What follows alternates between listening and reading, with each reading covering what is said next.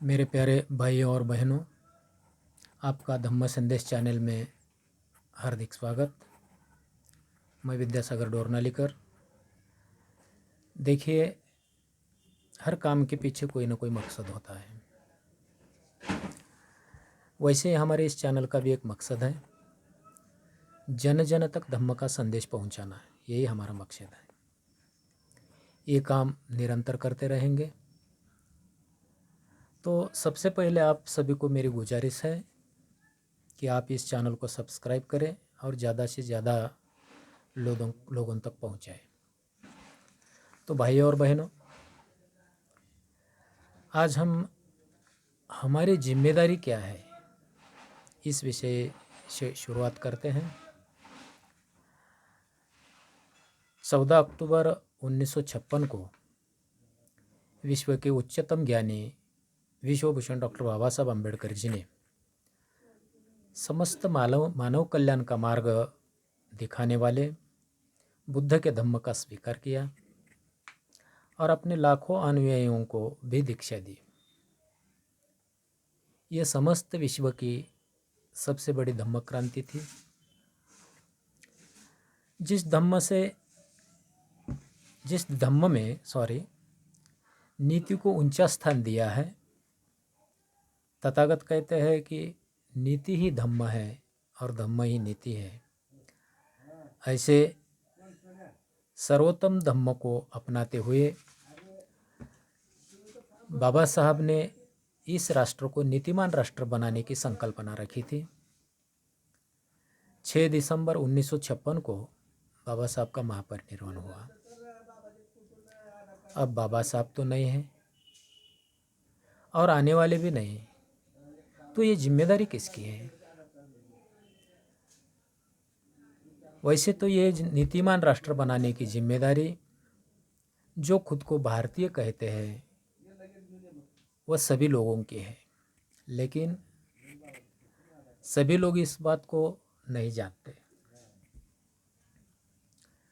तो ये जो जिम्मेदारी है, जो जानते हैं उनकी सबसे बड़ी जिम्मेदारी है।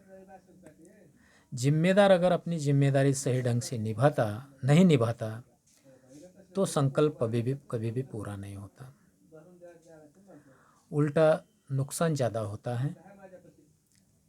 इसलिए साथियों, हमें हमारी जिम्मेदारी का एहसास होना ज़रूरी है। तो हम चर्चा कर रहे हैं कि हमारी जिम्मेदारी क्या है, बाबा साहब ने हमारे ऊपर कौन सी जिम्मेदारी दी है।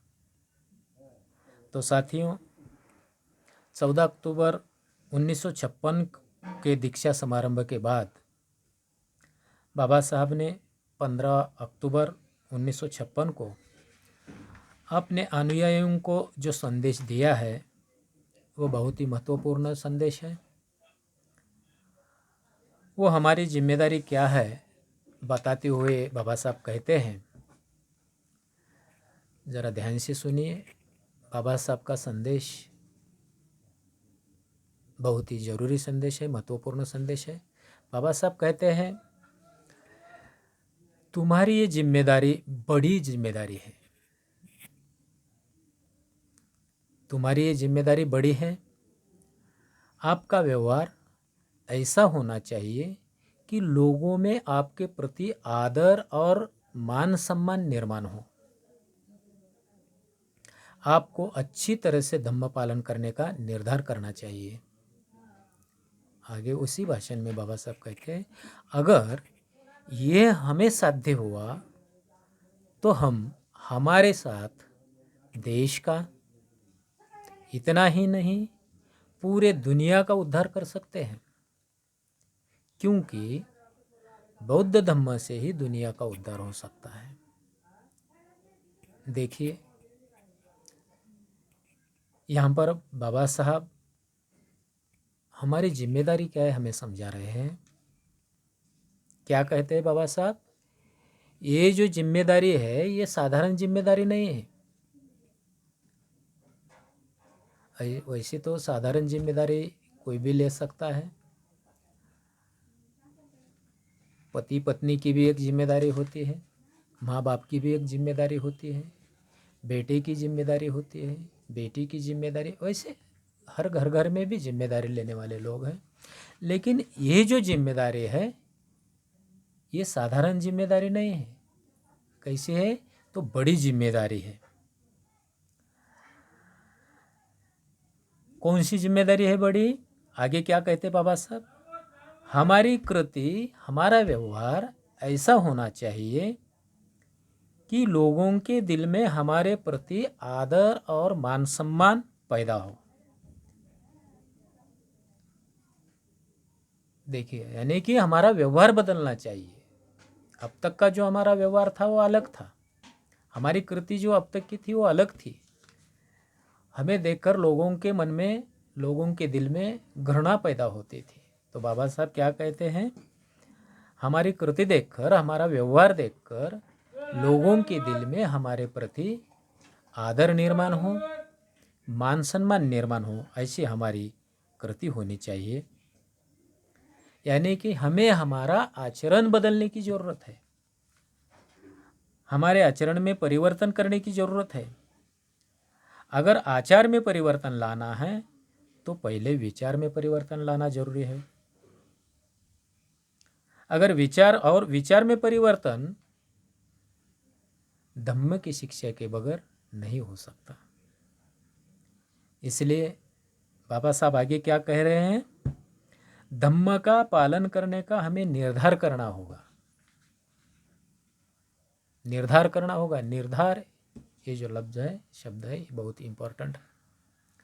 हमें निर्धार करना है किस बात का? कि हम आज से आगे हमारे जीने में धम्म का आचरण करेंगे, हमारे जीवन में धम्म का आचरण करेंगे, इसका निर्धार करना होगा। और उन धम्म का आचरण कैसे हो सकता है? फिर बाबा साहब अम्बेडकर बुद्ध और उनका धम्म इस ग्रंथ में कहते हैं, काया, वाचा और मन से हम धम्म का पालन कर सकते हैं। काया यानी शरीर, तन, वाचा और मन, ये तीन बातों से हम धम्म का आचरण कर सकते हैं। यानी कि हमें क्या करना है? पंचशील का पालन करना है, अष्टांग मार्ग का पालन करना है, 10 पारमिताओं का पालन करना है। यानी कि बाबा साहब ने जो हमें 22 प्रतिज्ञाएं दी है, उस 22 प्रतिज्ञाओं का पालन कर हम धम्म का पालन कर सकते हैं। बाबा साहब का लिखा हुआ दुनिया का सबसे महान ग्रंथ द बुद्धा एंड हिज धम्मा, यानी बुद्ध और उनका धम्मा का पठन हमें बार बार करना होगा। और उसी में धम्म का पालन कैसे करना चाहिए वो बाबा साहब ने बताया हुआ है। तो उस तरीके से हम धम्म का पालन कर सकते हैं। आगे बाबा साहब क्या कह रहे हैं? अगर, क्या कहते हैं बाबा साहब? अगर ये हमें साध्य हुआ, क्या? धम्म का आचरण, अगर ये हमसे साध्य हुआ तो हमारा तो भलाई होगा ही, हम तो सुख की जिंदगी प्राप्त कर सकते हैं ही, हमारे साथ हमारे देश का भी भला हो सकता है, देश का भी उद्धार हो सकता है। इतना ही नहीं, पूरी दुनिया का भी भला हम कर सकते हैं। क्योंकि आगे क्या कहते हैं बाबा साहब अम्बेडकर? क्यों कि दुनिया का कल्याण करने की ताकत बौद्ध धम्म के सिवा अन्य किसी धर्म में नहीं है। किसी भी धर्म से दुनिया का कल्याण होने वाला नहीं है। वो हो सकता है केवल और केवल बुद्ध के धम्म के मार्ग से ही कल्याण हो सकता है। इसलिए साथियों, पहले हमें बदलना होगा। इस बाबा साहब के संदेश को हमें गंभीरतापूर्वक समझना होगा और उस दिशा में मार्गक्रमण करना होगा। यही हमारी सबसे बड़ी जिम्मेदारी है।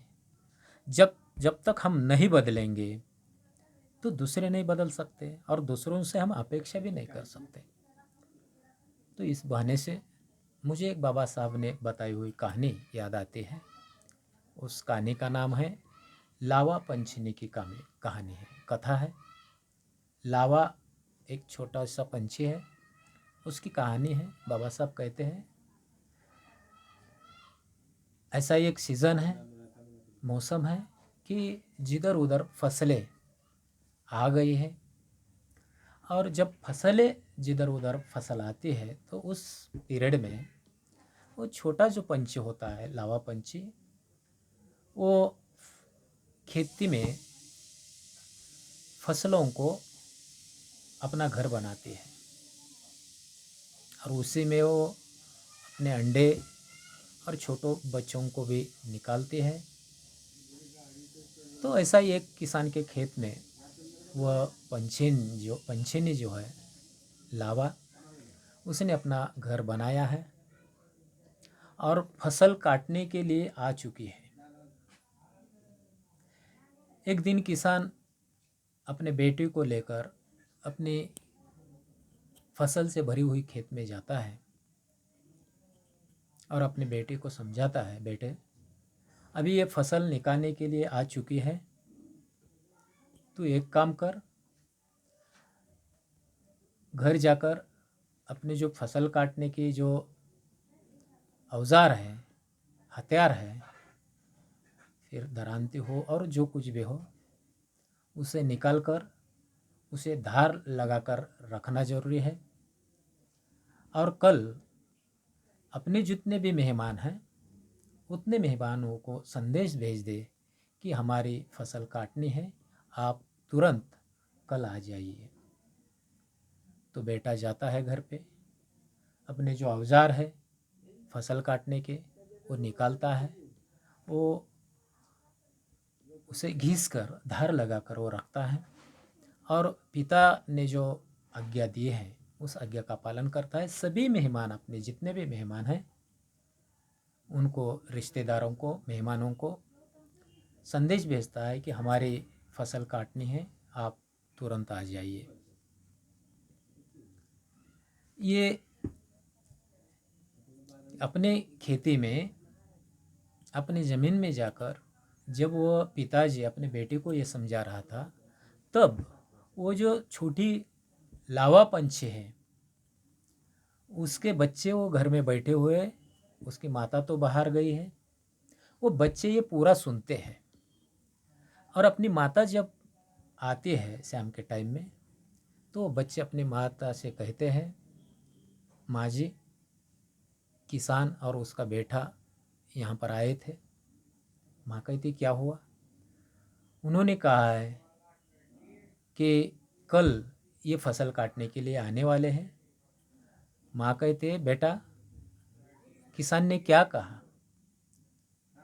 तो बच्चे समझाते हैं कि अपने बेटे को किसान ने कहा घर जाकर अपने औजारें निकाल और अपने मेहमानों को आज का आज ही संदेश दे कि कल फसल काटनी है, सब मेहमान आ जाए।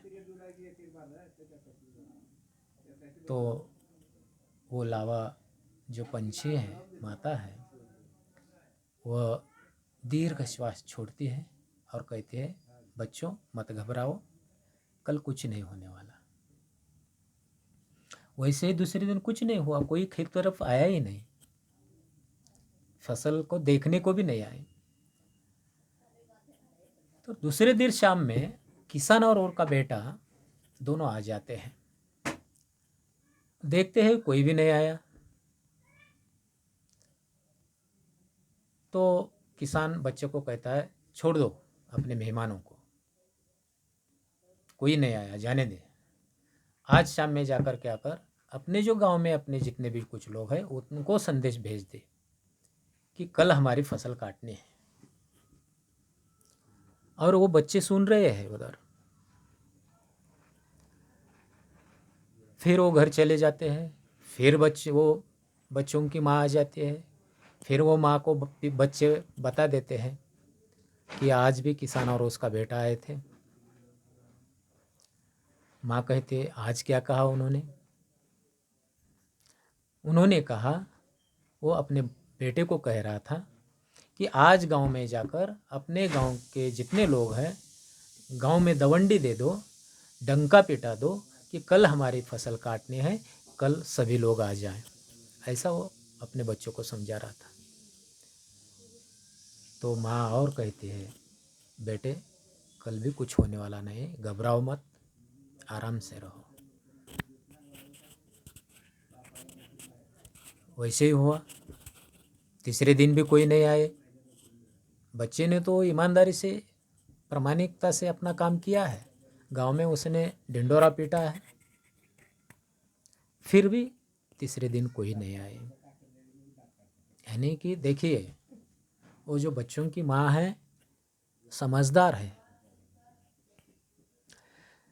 फिर तीसरे दिन शेतकरी और उसका बच्चा आए। आकर देखते हैं तो कोई भी नहीं आए, कोई भी नहीं है खेत में। फसल तो जैसे कि वैसे है। फिर किसान अपने बेटे को कहता है, बेटे अब ये गांव वाले भी साथ नहीं देते, हमारे मेहमान भी साथ नहीं देते।